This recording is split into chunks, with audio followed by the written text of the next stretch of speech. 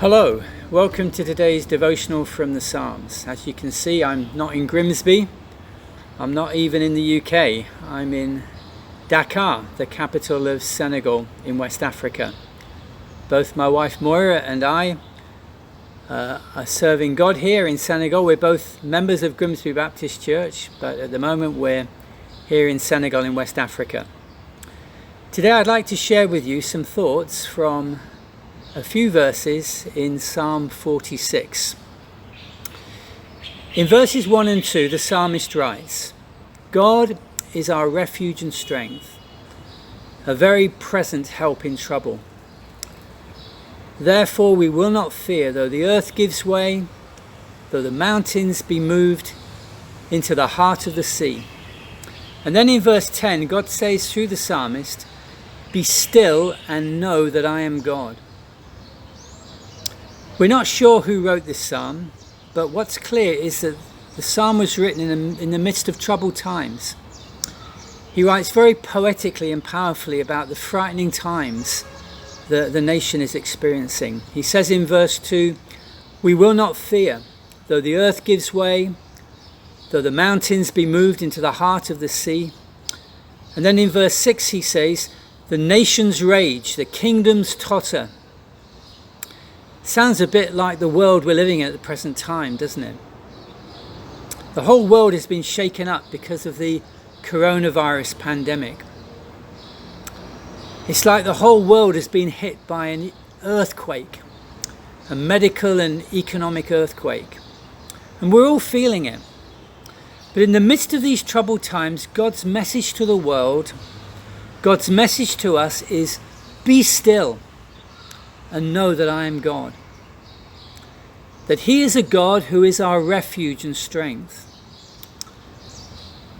A refuge is a place of safety and security. When David was on the run as a fugitive from King Saul, he often took refuge in caves that were hidden away in the remote hills of Israel. One cave in particular, called the Cave of Adullam, was one of his favourite refuges, where he would feel safe from Saul and his army who were seeking to kill him.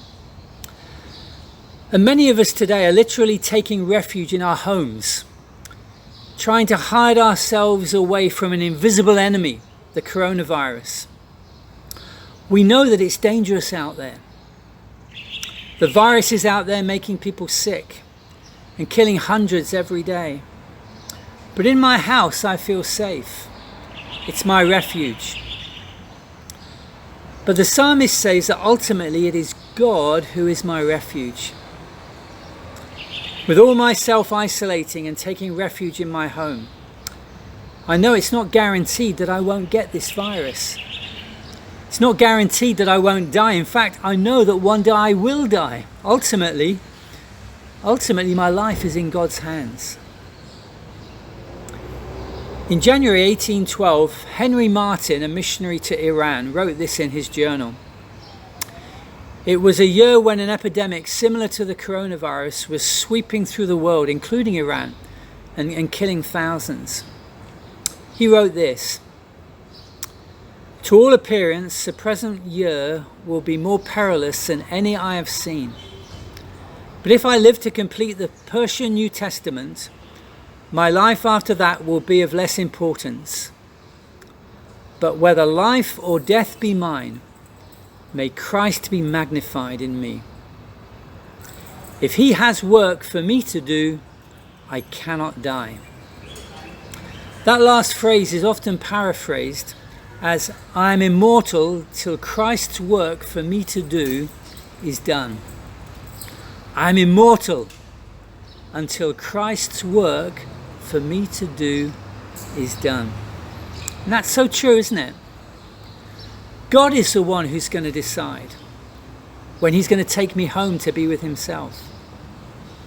Not an accident, not an illness, not cancer, or a heart attack. No, God is the one who will decide when He is going to take me home to be with Himself. And until that time comes, I'm immortal until Christ's work for me to do is done. So let's be as careful as we can and do all we can to keep ourselves and others safe at this time. But ultimately, let's remember that our place of refuge is not in our homes or in all the other things that we're doing to keep ourselves safe.